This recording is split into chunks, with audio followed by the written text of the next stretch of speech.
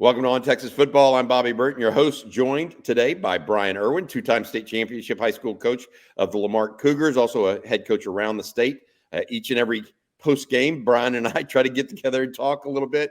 Bryan, you're in your car today because you're trying to get to and from stuff.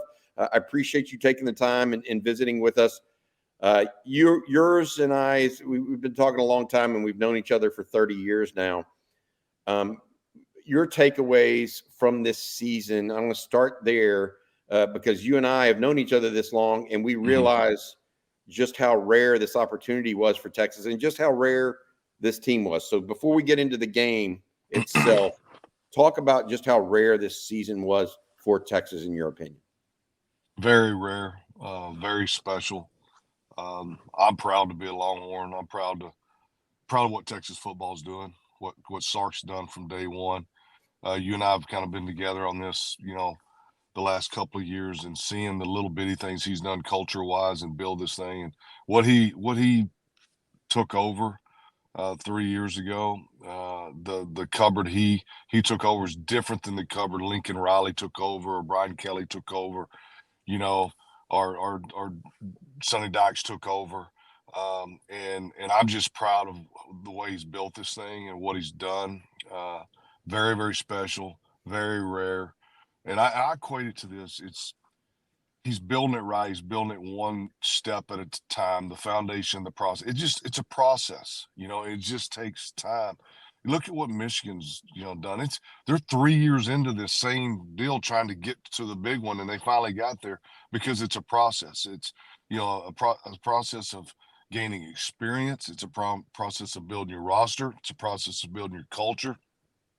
A process of making sure physically you're where you need to be. And you see a team like Michigan and see the physicality that they've got, and even Washington, the seasoned experience and the age of some of their players, the experience of some of their players.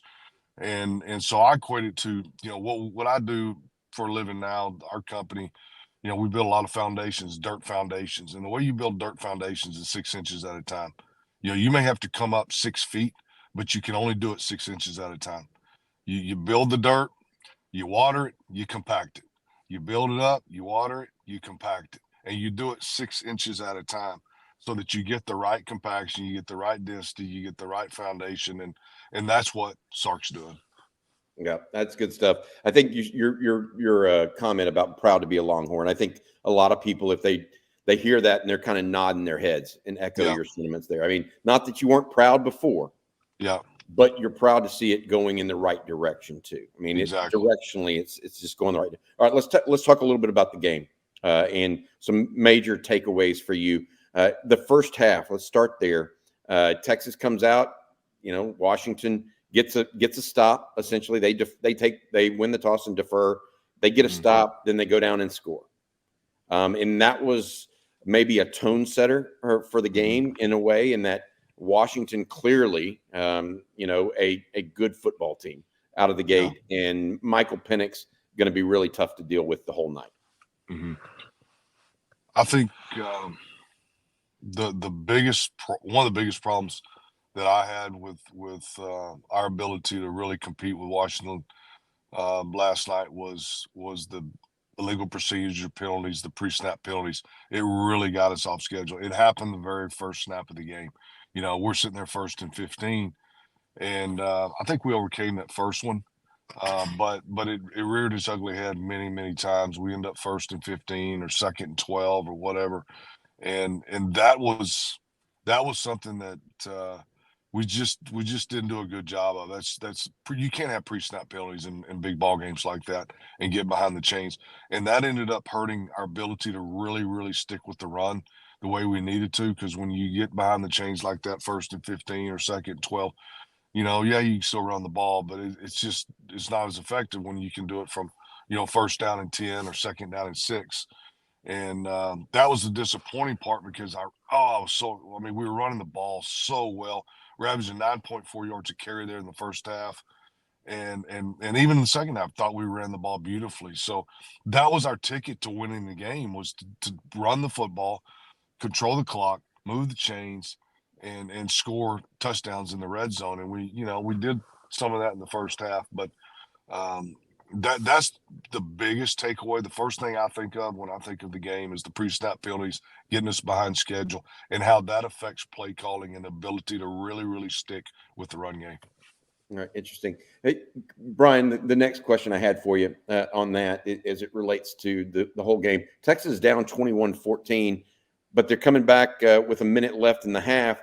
I felt like that was one of the better 1-minute drives Texas has had all season. Mm-hmm.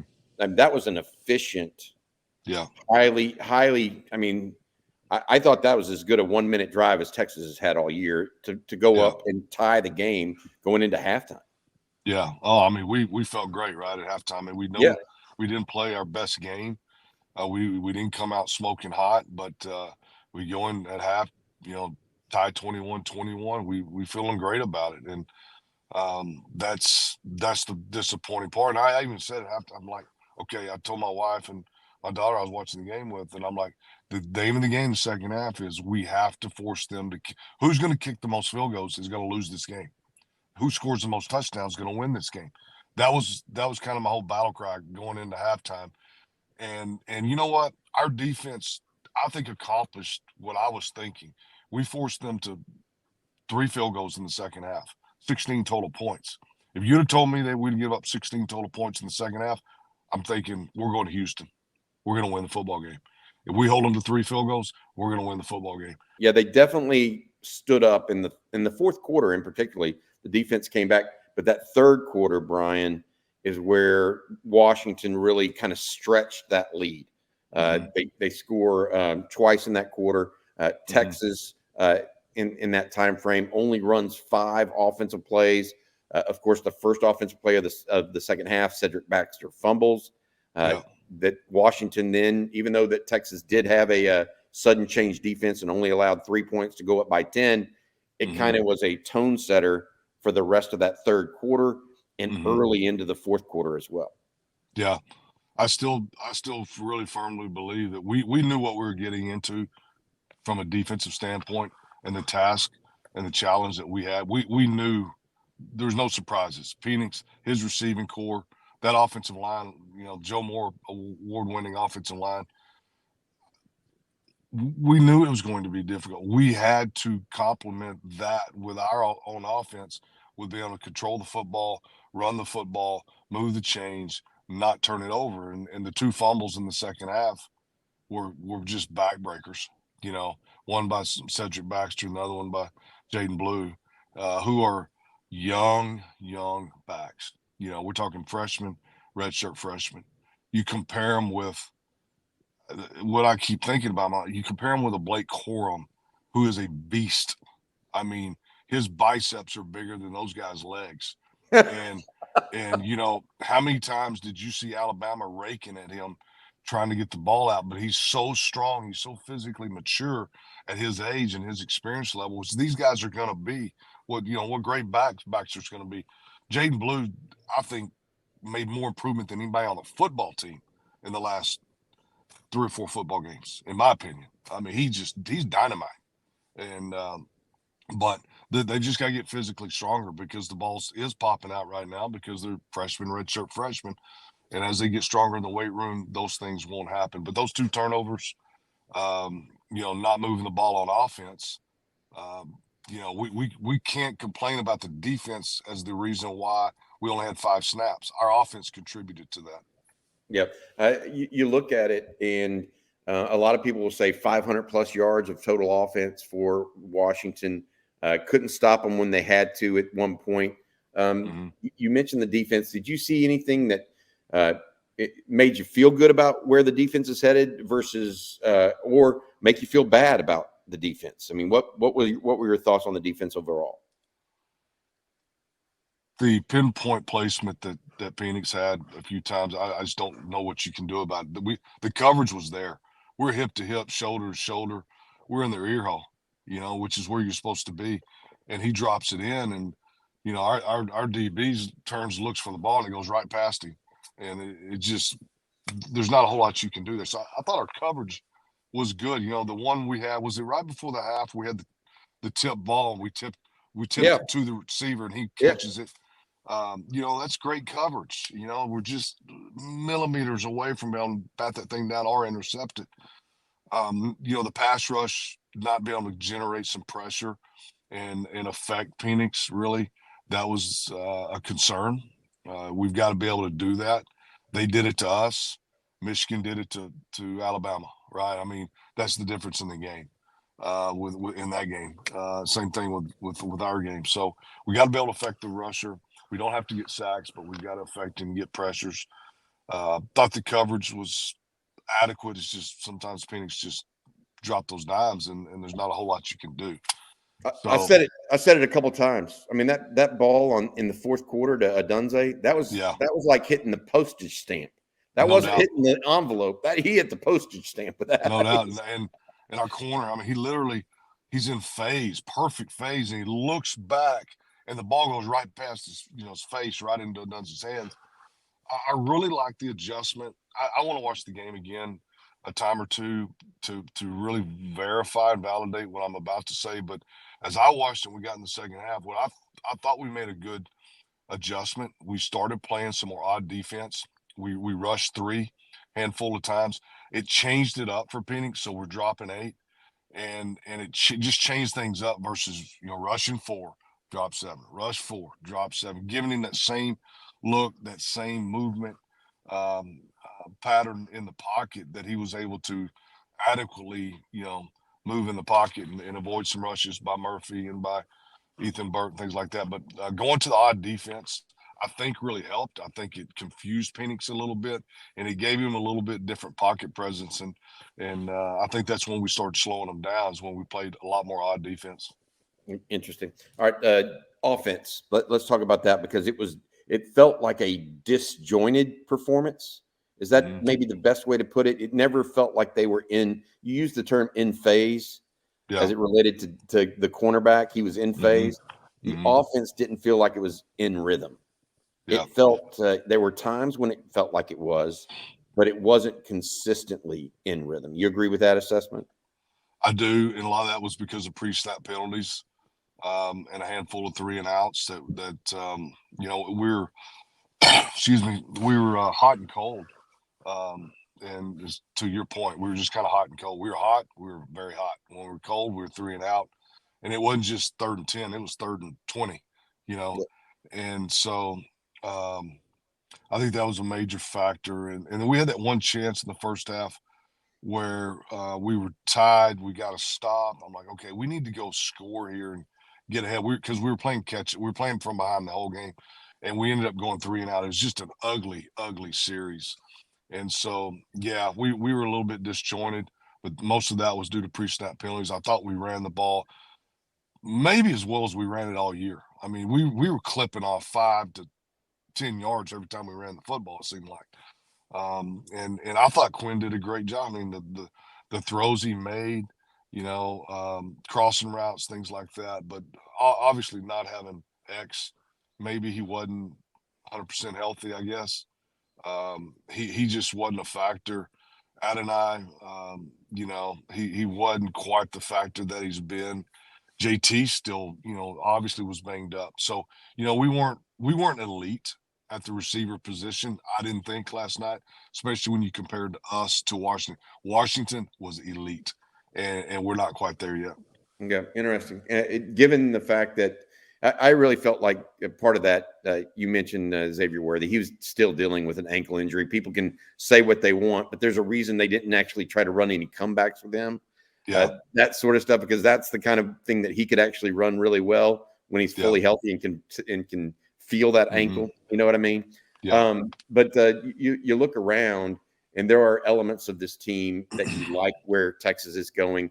One of them, however, that I thought was a negative was red zone again in the second half. In that fourth quarter, Texas entered inside the 15-yard line of Washington twice and only came away with 3 points. Yeah. Now, the second time, both times, the problem there, though, was because of the clock, Texas didn't have the run game to lean on at all. Yeah. Right. Yeah. And so that's not necessarily a bad thing. But I think as a coaching point going into next year, they're going to have to trust Quinn Ewers a little bit more on some tight throws in the red zone if they're going to improve in the red zone next year. That was maybe the one thing that if they would have had, if you could ask for improvement for next year from Quinn Ewers, that may be one of those things, because they just didn't have that available to them at a time when they absolutely needed it last night. Yeah, and like you said, that one when we had to kick the field goal with 3 minutes left, whatever it was, or less than that, that we need to score a touchdown right there, because if we would have scored a touchdown there, the way the game unfolded, we're going to Houston. We're kicking a field goal at the end of the game, and we're winning the game. We need to score touchdowns. Red zone's been a problem all year long. I think scheming different things, like you said, Quinn being able to, zip that thing in there. And then also, I think quarterback run needs to be a factor in the red zone. It really does. And is that Arch? Who is that? Is it Wildcat? I think quarterback run play in the red zone is the difference maker, because that's where you get your extra hat to be able to run the football. Got it. I thought, Bryan, at the end of the game, the last play of the game, the thing that I wished we had, I wish they would have made the adjustment, was Adonai had off covers. The corner was 8 to 10 yards off. If we run a pylon route, in other words, all right, we're going fade to AD. We get press coverage, we're throwing the fade. But with the corner as far off as he was, we push it in the end zone. And if Adonai just snaps it out right at the pylon and Quinn zips it to the pylon, I mean, literally just, let's catch this thing right on top of the pylon, it's 6, because the corner's way off. He knew he was playing fade the whole way. And I just wish we would have made that adjustment with that soft coverage of just push it to the pylon, turn it out, throw the football right at the pylon, we score, we win. Yeah, that's I agree with you. That's what I was getting at with kind of needing the ability to really gun it in there, right? Yep. Quinn hasn't shown that aspect of his offense. Maybe Sark hasn't relied on Quinn to do that sort of thing. And maybe that's the next year of development that we can look forward to in the red zone that may change some things next year. That's kind of my point too, is I agree with you wholeheartedly. All right. I want to add this, and I'm just going to talk about it. Texas won special teams. You agree with that? I mean, not only did they have the punt drop or the punt muff, but Texas overall just looked like the better special teams group. Even though Washington was one of the nation's elite special teams group, they started squib kicking it because they didn't want Texas to return it. Yeah, I mean, that's how much better the Texas return game was overall. Ryan Sanborn had a good night as well. But anything else to take home for people that watched the Longhorns all year long, and thoughts for you before I let you go here on this last edition of the season with Lunch with the Coach, Bryan? I just like the way we battled. We won a lot of close games throughout the year. That game was it was over, and our guys fought and fought and fought, and that's my biggest takeaway. I'm proud that we ended the season on the 12-yard lines, taking 4 shots at it, because 45, 50 seconds earlier we didn't have a shot. And should Washington have taken a knee? Certainly, they probably should have. They're kicking themselves for not doing that, but they did, and they ran the ball, and we're still being physical on defense, and we're still striking people because we're fighting. And because of that, we end up, hurting the running back. He's laying on the ground, and then now the clock does what it does, and we know the rest of that story. But I just like our fight. I like the fact that we've got tremendous culture, and I like this program. I like where we're headed. The trajectory is going where we want it to go, and let's just keep building this thing, 6 inches at a time, and we're going to find ourselves back here pretty soon. Got it. All right. That's going to do it. Bryan, I appreciate you all season long. You know that, man. You guys have a good one. Happy New Year to you and yours. Happy New Year to you. Yeah, absolutely, buddy. All right. That's going to do it for this week's Lunch with the Coach, Bryan Erwin. I appreciate you, man. And for everybody out there, I'm going to say this, last Lunch with the Coach for the season. I just want to say hook 'em. Thanks for joining us on this. Like Bryan said, we just have a good thing going right now, and we just need to keep building on it as much as we can. All right. For Bryan Erwin, I'm Bobby Burton. That's been Lunch with the Coach. Hook 'em. Hook 'em.